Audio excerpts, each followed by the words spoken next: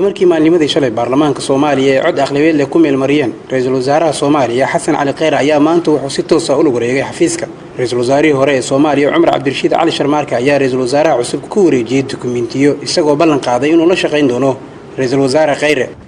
waxaan ku rajaynayaa ra'iisul wasaaraha cusub oo aan aqaano kartidiisa, aqoontiisa, khibradiisa iyo runtii dadkiisa inuu dalka meesha u taagan yahay wax badan ka bedeli doono, horena u sii wadi doono. waana rajaynaynaa insha Allah afartan soo socota in si xasiloon ay siyaasaddaas ku socoto dalkana uu ka baxo meesha uu maanta taagan yahay.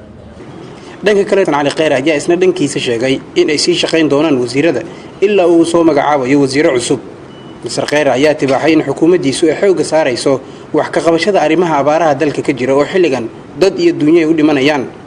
maalmaha soo socda haddii Ilaahay yiraahdo waxaan shacabka Soomaaliyeed oo dhan ka codsanayaa inaan kulligeen meel ka wada istaagno oo isku dayno inaan wax ka qabanno dadka Soomaalida ku dhibaataysan abaaraha. dawladdeeda iyo aniguba maalmaha soo socda waxyaabaha ugu horeeya oo wax ka qaban doono waa masiibada abaaraha sida dhibka hadda jira looga bixi lahaa.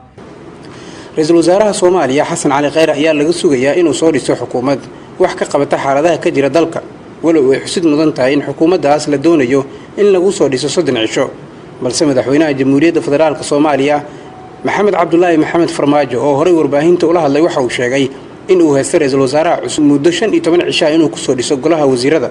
Ibraahim Xaaji Yuusuf, Goobjoog TV.